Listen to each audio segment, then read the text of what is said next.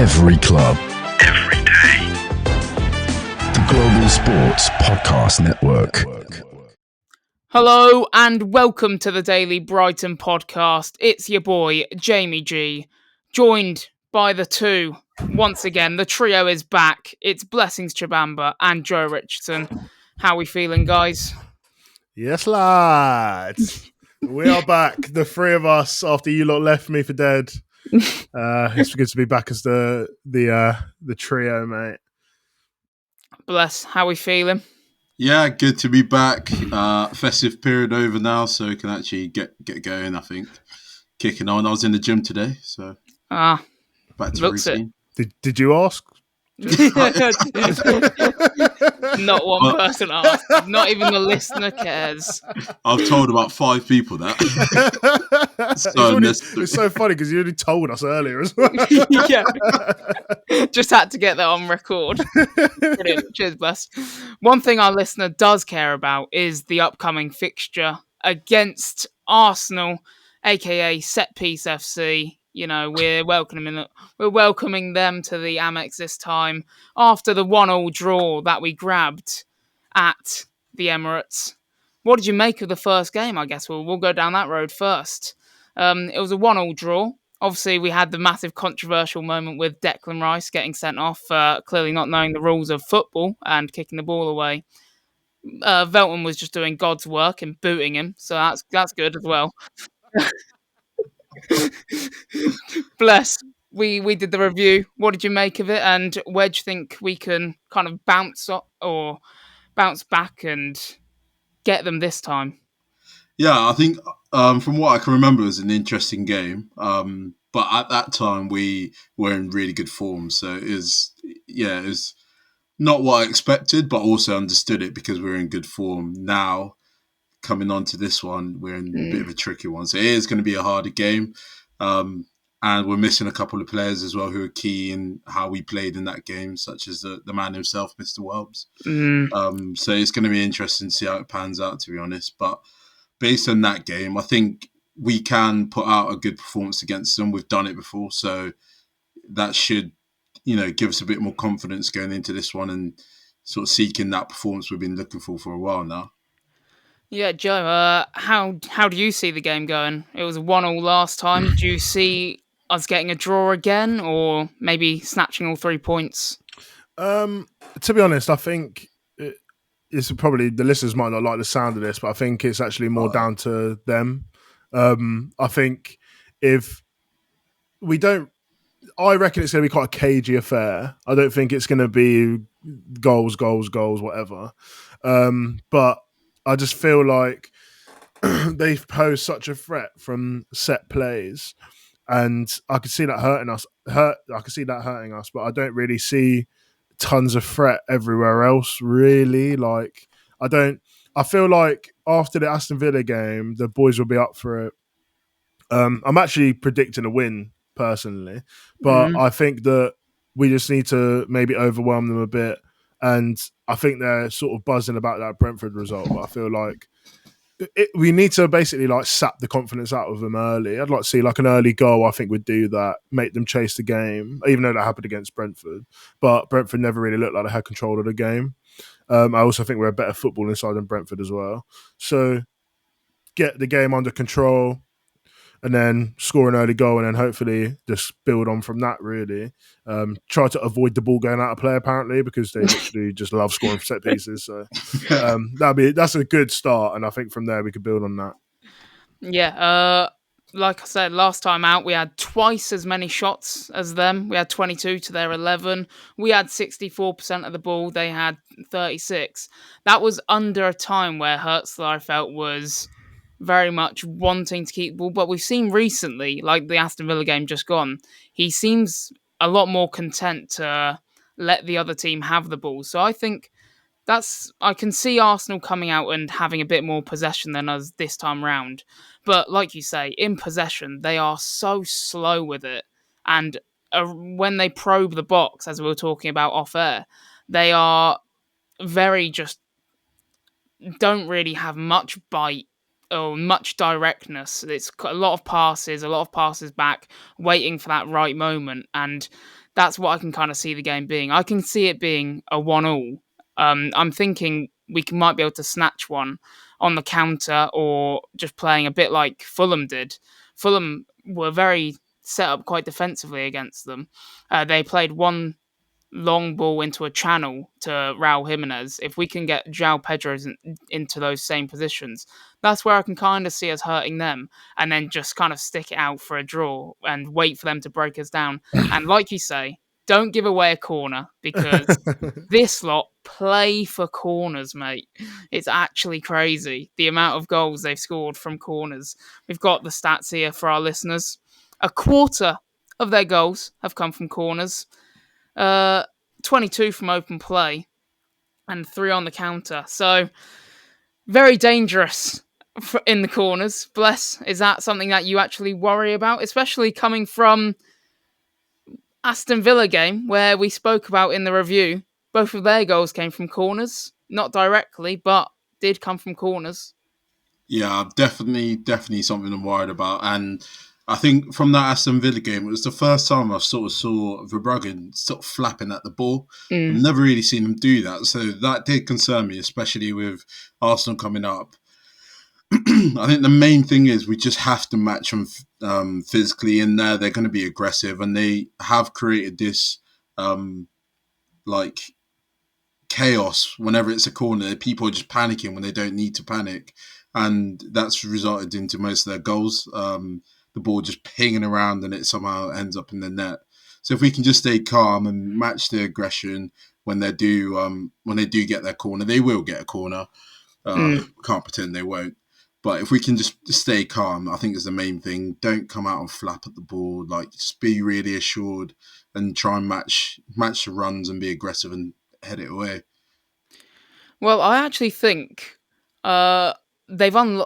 Fulham have uncovered a new tactic to deal with their corners, because I saw Adama Traore, when the ball wasn't quite in play, just take down Saliba. I don't know if you saw that. He just pushed him out of bounds. Yeah. Then I saw a couple weeks ago, I think Leif Davis did it to the same. I think he did it to someone else. I think it might have been either Timber or Saliba as well.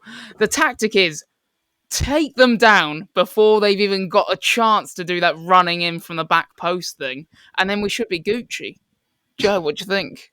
To be fair, for me, I feel like if you're like what Bless said actually is quite a point that I've not even really thought about. Like you sort of get stuck in like this sort of like mysticism about the set pieces. Like it's like a fable, like an ancient myth, like about these set pieces. Just defend it like a normal set piece, mate. If they're gonna be like so physical and they're gonna block you off, then block them off. Stop them getting them the ball. If they're not gonna get the calls, then because all that's going to happen, like, and this sounds really convoluted, but if like they get a penalty from them blocking, but they block all the time, then all that's going to do is stop them in the long run, because then referees just going to have to look for it all the time. You can't just give it once and then never give it again. I feel like if you're just as physical as they are with them, then because I think Gabriel's a bit more of a handful from the set pieces than Saliba is. Yeah, but like no one ever I also seems that a lot of the time, like attacking player, like a smaller player, is always picking up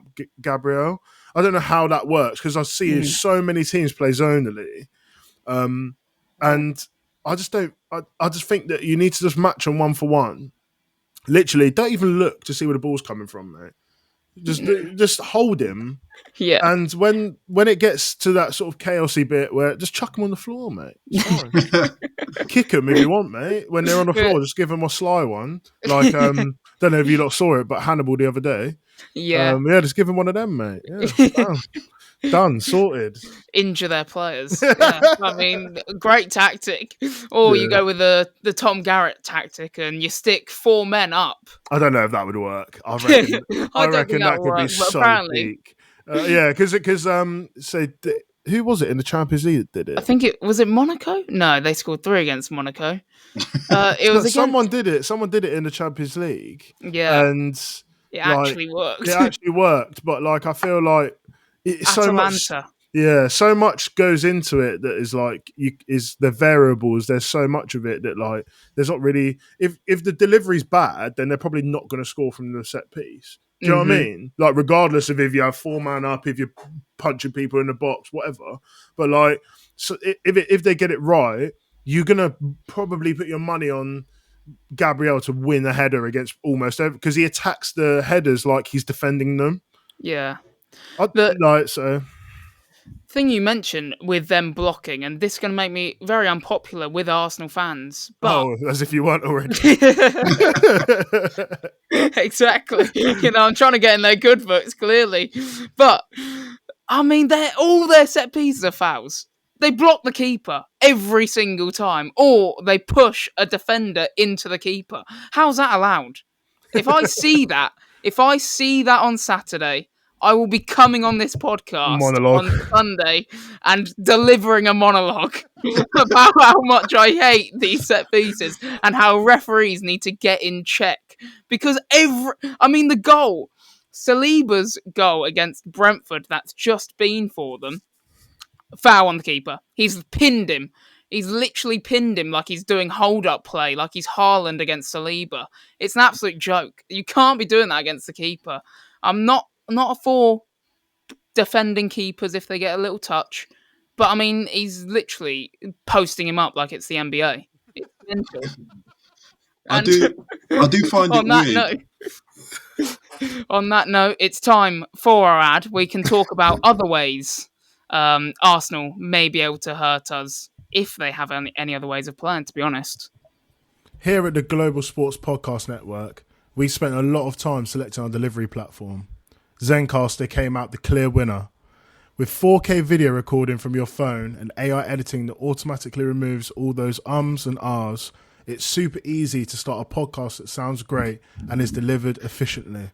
If you're ready to tell your story, check out the link in the show description to learn more about Zencastr. And we are back with the Daily Brighton podcast. So, Joe, one thing I could say about the Arsenal vs Brighton game this Saturday is their star boy, is their wonder boy, their beautiful, like, protected product. Bukayo Saka. Stop, mate. Beautiful protected product is insane. What a weird way to say it. Their wonder kid is what I was trying to get to. But then you started giving me dodgy looks, so I had to cut. Then it started coming out weird. I don't even know what you've even just said. He thinks it's Peter Drury. They're wonder He kid, actually does, mate. Yeah, I know who Bukayo Saka is, mate. You could have led with Bukayo Saka. I would have been all right. Oh, mate. What? Okay. Well, he's injured. So he is injured. Yeah, he is injured. So, and I think he's injured for a long time. Yeah, thank God. No, I'm joking. Right. Joking. I don't wish injury upon any player. I'm sorry, Bakai. You're actually one of the good ones in their squad that I like. But he's not playing, so that's a lot better for us. Yeah. And a lot better for Estepinian, who, against him last time, good God, it was... Yeah, Estepinian might not be fit. I think he's like 50%. Okay. So, yeah. But, I mean, Bukayo Saka he's a pretty... he's a very special player, isn't he, really? Like, you can't really... As much as... If you don't like Arsenal, if you don't like Saka, you can't even really admit that he's not one of the best players in the league. Do you know what I mean? And, like, Arsenal are going to miss him because if you think about... So obviously, like, they're in a title race. And if you're thinking about sort of a player who can sort of drag you over the line in those tough games, it is him. You saw it against... when they played Liverpool at the Emirates, and obviously he's tried to early retire Andy Robertson, and then he's put it in the near top corner, and like it's just things like that, like those moments. And if you think about it, this season, Arsenal really struggled to find those moments in games. So like Everton when they drew 0-0, I think even really Ipswich, really you could probably even put that down because they only beaten 1-0. And like when they're struggling to find that, he's sort of the one that is there to sort of give you that moment. And he's not there now. And okay, they've I think yesterday they go Nwaneri for his first start. Yeah. Yeah. So I mean, you've got Nwaneri there, however you pronounce his name, and but even though he's good and he's got a really bright future, it's still not the same. And that gives you what that does is it relaxes your defense because they think, okay, well, they're not at full strength there. Also, it gives you that breathing room.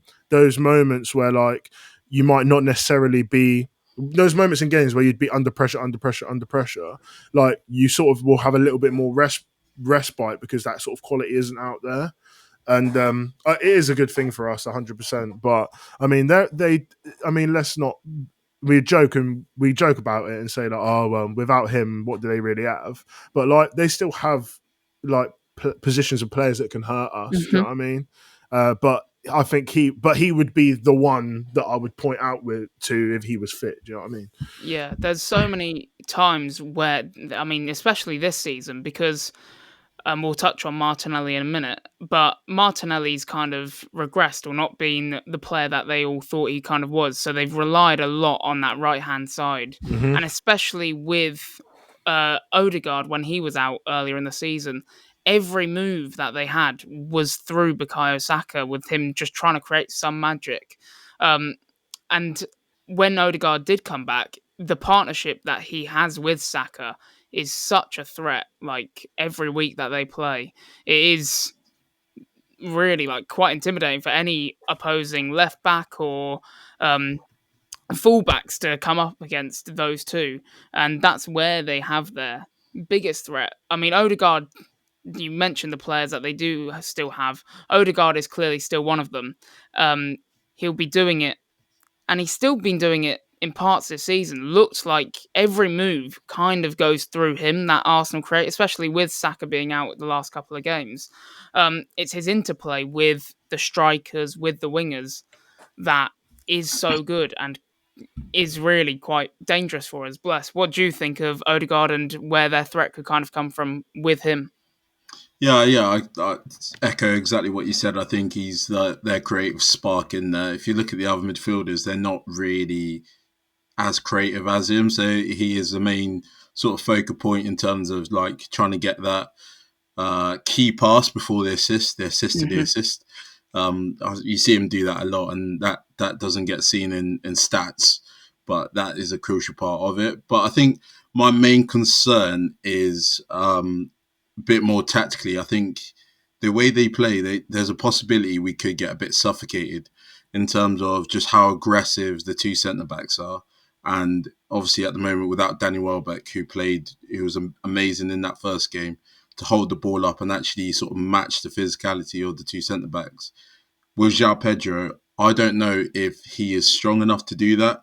And I don't even think he is quicker than them. So I think there's a chance we could get suffocated in terms of when we clear that ball, is it going to stay up there for long enough, or can he hold the ball up long enough to bring others in play? I think it's going to be a really key battle for us. I would say though, João Pedro is a good footballer as well. He's a smart footballer, so he will get into different positions and move around. It's just whether or not that's going to be fruitful enough for us to actually like penetrate and create good chances. So yeah, so I think that's a key battle. Yeah, that's such a good point that you mentioned, and you mentioned it off air as well. Because the defenders stay so high, both Gabriel and Saliba hang around. When they are trying to probe into the box, Gabriel and Saliba aren't afraid to just wait and float around the D of that centre circle. And that is kind of where João Pedro is going to be needed. If we are going to clear the ball, it's whether we actually even find him with every clearance, wherever he might be. And then if he can win fouls with like a quick turn or control, like a little shimmy or whatever it might be, like using his quick feet to draw a foul potentially, that's where I can kind of see him having luck. But like you say, it's going to be a tough battle, him against those two absolute monsters as well. And that's kind of what a lot of Arsenal's play is, isn't it? It's turning that, having such a good defence that it just constantly gives them the ball back and constantly gives them chances to keep probing and eventually get that goal or that corner that will lead to a goal. Joe, what are your biggest concerns going into this game? To be fair, I think it'd be a bit boring to just talk about set pieces. But yeah, I am sort of worried about maybe in a bit of a non-conventional way, dependent on how aggressive we are and how much we go forward, I'm not massively looking forward to, because I imagine Tariq Lamptey's going to play him right back, and he's not going to be there very often. It's not even his defensive ability or me even hating on him. It's just the fact that if he is going to be bombing up there to give us another option, attacking options, try and pin back sort of their players, when those attacks fizzle out, the ball's not always going to be going over to that side. I'm a bit worried about the space that he's going to be vacating, because in my opinion, like you just touched on Martinelli, I don't really rate Martinelli very much. You guys know this, just from knowing me personally, you know that I don't rate him very much. I think that he can be really effective when he has space to work with and to run into. And I think that Lamptey leaving that space is where he could actually cook. And just from sort of like integrity point of view for myself, I can't keep cooking him all the time and then he then scores against us. I won't be on the pod the next day. Do you know what I mean? Like, I can't really go through that as a person. But it does give me the chance to cuss out Tariq Lamptey a bit more. But self-reflection going on. Yeah, this is actually self-reflection. Like, I can't keep cussing a player out and then they just keep doing well, because right now I could say Beto is like the worst player in the league and he could score 4 in the next 3 games, and he generally might be the worst player in the league. So like for me, I just think the space is vacated out there. You don't want to give Martinelli just open patches of grass because he's rapid. He loves going to the touchline, and if you normally you really want to sort of deny him getting to the touchline, but if there's no one there, there's no one to stop him going there. And I don't really trust JP to be getting out there and like getting in a position where he can like shift him to go inside, and it just all be messed up. And I think that's probably the most dangerous point for them. But I don't. The only positive for us is that I don't really see, like, in terms of getting the ball out to him, I can only really see Nwaneri and Odegard being able to really do that. I feel like Marino, if he plays, is just going to be in there to sort of recycle the ball and to win the ball and recycle it. And Declan Rice, to be fair, he likes to drive into that area as well of the pitch. So that's where I think is the biggest issue could be for us.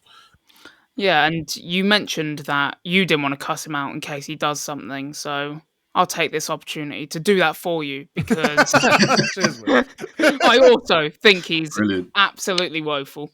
And this season, he has regressed big time. And I mean, towards the back end of last season, I think, since that injury, he's not been the same player and same threat that he actually was. And I know Veltman didn't play against Aston Villa, and that was Lamptey, but Veltman was on the bench. And I've actually written here, if Veltman starts, I can see him having a field day, like with Martinelli, which is an absolute bold take potentially, but just he is so underrated defensively and so good defensively as well. He might not even be underrated because we actually sing his praises most weeks. But I can just see him, his aggressiveness, I don't think Martinelli would like. No. I think Martinelli would see someone the kind of same size as him and someone as aggressive and waiting to kind of crunch him for the ball. Yeah. And think, oh, I'm going to not be as direct as I was against Brentford, for example. And then that's where we've seen it so many times this season. He's constantly recycling the ball or passing it back, looking like he's going to run to the byline, but then cutting back and passing it and recycling. He's like one of their biggest culprits for the slow play they kind of have. Doing the Jack Grealish. Exactly that. Yeah, he's Brazilian Jack Grealish. No, he's actually Brazilian Matt Jarvis. I'm not convinced he's Brazilian, to be honest. The way he plays, it's no really. Ronaldinho. I actually think like what you're saying about Veltman there, like I get it, because if you actually did you guys watch the Arsenal Liverpool game at the Emirates? Yes, probably. Can't remember it. That game, he literally was probably seeing, like, having nightmares about Konate. Because Konate was just killing him all game. And like he was so ineffective. And in that game, I think he ended up getting hooked, to be fair. But like in that game, like he was, as soon as like he was getting denied that space and he was getting basically touched the whole game, I feel like he eventually got to a point where he didn't even want to try. He was Yeah. just like, nah. And then he goes to that sort of Jack Grealish thing where he's like, okay, I'm a sick dribbler. Let me just turn around and just pass it back because I don't think I can do it anymore. Yeah. And like basically just break his will is what we need to do. 100%. That's what we can hope for. The one thing I guess I'll chip in with my final point. The thing I fear most going into the game, and the the threat that I see is Odegaard popping up in like spaces. I know we mentioned about how good Odegaard is. His interplay with the striker or Havertz or wingers. He also ends up just like floating in the box sometimes and Yeah. just can finish like in the box especially, or like just pounces on chances, and we do leave that space kind of open in the box because I think we're all so worried about defending or like throwing our bodies online that spaces do appear at times. So that's where I fear. And if a goal does go in through that, I will be on the podcast going, I told you so, and Hertzler should have listened. Can you hear me out quickly? I'm about to throw a mad take out there. Go on. No. Hear me out, right? Martin Odegaard is, and I don't know if I'm even allowed to say this on the pod, but Martin Odegaard is what I imagine you would get if you gave Adam Lallana steroids. Yeah. I feel like they actually are one in like really similar type of player, but like I think that Odegaard just has that like I think he's a little bit more athletic, but like also he doesn't have hamstrings and calves made of bacon, but like do you know what I mean? Like it's just they're very similar. And Lallana's like in tight spaces a supremely technical football player. He's actually really underrated. He just got so unlucky. But like I don't know why it made me think. Obviously, because Adam Lallana used to play for us, it sort of like it just made me think about it for a reason. But I feel like that's what he is like he's just a tight space technician. Yeah. And he can like create things out of nothing where most players can't even operate in those areas. Imagine putting Joel Veltman in there. It's not going to work, is it? You know what I mean? Sorry. Anyway, I'll let you continue. Well, we'll go to an ad break, and then in the next segment, we'll be talking about how we can hurt them. This podcast is part of the Global Sports Podcast Network, the only network bringing you exclusive daily news and views on your Premier League team, the Premier League, women's football, and fantasy football. A unique listening experience that puts fans first, bringing you the very latest breaking news from your team. Subscribe wherever you get your podcasts and make us your first listen every day. Global Sports Podcast Network. Every club, every day. And we are back with a daily Brighton podcast. So, we've spoken at length of the ways they can hurt us, if they can hurt us, and set pieces was probably our overall conclusion, whereas maybe a few other ways. But Joe, what I want to know now is, how can we hurt them? To be honest, I think do you know what? This is going to sound like a massive cop-out, but one thing that I noticed, and to be fair, you touched on it like very briefly, again, in the Fulham game, that ball that goes into that channel is vacated by Timber, I imagine, or whoever's playing left back at the time, Calafield, whoever, I don't care. But he wasn't that player wasn't there. And I feel like with Lewis Dunk and the movement out in those wide positions, I think that the long ball actually could be on. Yeah. The only thing is that when the long ball's on, you need to have a player supporting, and a lot of the time we actually don't. And if they are, they're arriving late. But the only thing is that you can't really do that with Gabriel and Saliba, because if it's on Saliba's side, Saliba's going to be out there ready to crunch anyway. Same thing with Gabriel, but also they eat up the space really quickly.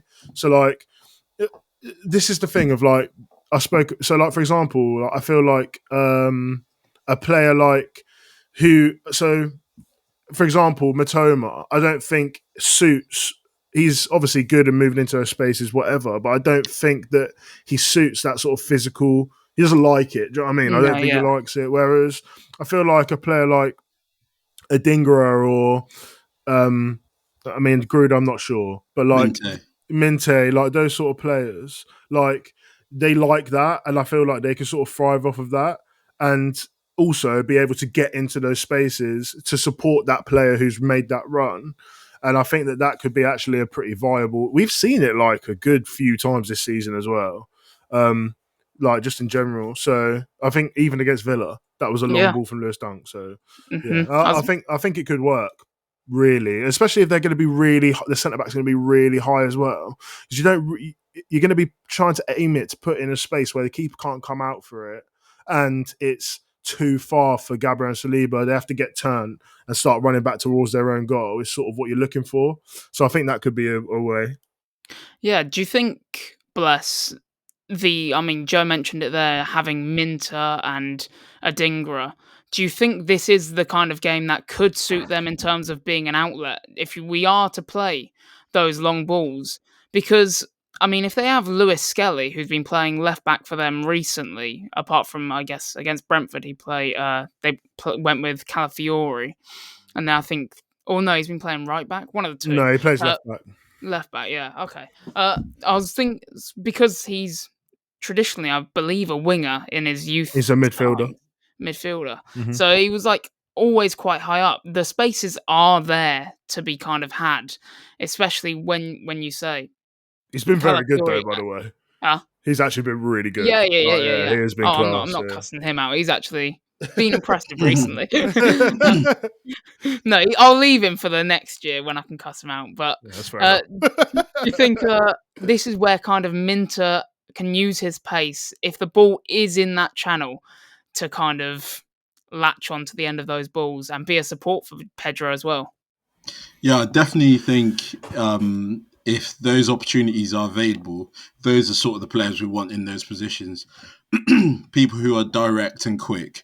But just to go back a little bit, Joe mentioned a really good point, which made me think of this, about Martinelli and where he thrives and if there's space and how he's going to do if there's space.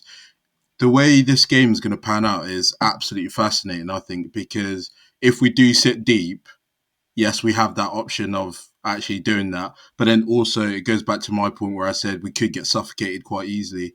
And then if we push up and try and play our normal game, again, they've got players to hurt us and there'll be space in behind. So it all depends on how Hertz wants to approach it.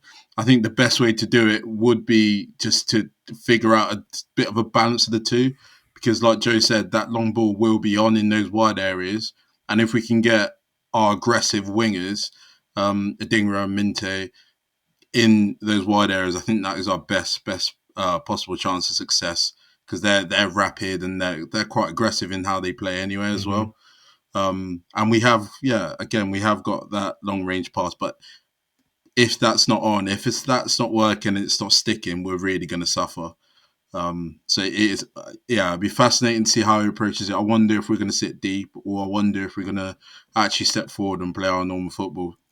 Yeah, it makes it more interesting, the fact that in the first game we had so much possession, we were very much on top as well, and we managed to score one, even though we had so many more chances, especially in that second half when they were down to 10, and how he kind of, like you say, goes about that in terms of as he looked at that performance when we last played them and thought, we could have the better of them in terms of having like an actual possession battle, midfield battle with them, or are we going to show them some respect and then just try and counter them? But then the problem with countering them is that Saliba and Gabriel have so much pace about them as well, that it's like, that might not even work as well. It could be also a game where, a bit like Man City, where for the first half, he tries this more defensive idea, and then in the second half he goes, you know what, we're 1-0 down, screw it, and then goes for the all-out attack. Let's control the game, let's be on the front foot, and that's it could be a game of two halves. Yeah, I'd agree with that. Think? Oh, go on then, Bless. Jumped in. Yeah, I'd agree with that as well. And I'm just in my head, I still can't work out what the best possible approach would be. So I wanted to actually ask Joe. Actually, what do you think? I feel like you just go into the game with no fear. Really, I know it's quite cringe, but like, it's just one of those things, isn't it? Like, for me personally, as a football fan, like, I don't want to see my team go in there and just sit back and just like, especially at 0-0, like just to sit back there. I don't mind if we're winning, but like sit back there and just wait for them to inevitably score. Because if you sit back, the amount of corners and stuff you're going to get, set About pieces, to say that, yeah. it's literally going to like double basically in the amount that you'd get just from playing normally. So like you can concede a little bit of space. Like they're not 2009 Barcelona. Like they're not going to kill you. Do you know what I mean? No. Like you can concede a little bit, like, and they're going to have chances regardless of what you do. If you sit back, they're going to have chances. If you try and play football, they're going to have chances. But like you just need to be aggressive and just like show that like we actually pose a threat to them. Do you know what I mean? Like it's not just going to be like you're going to come here and get 3 points, like you on your way. Like we want to go into this game with the mindset of like let's basically put a pin in the title race that they're in now, and also turn our season around, because that would be a massive game for us to go and kick on from. Is to go and beat a team like that, claim that scalp, and then kick on to sort of maybe make that the push for Europa is going to be on for ages. It's going to be on for so long because of how tight it is.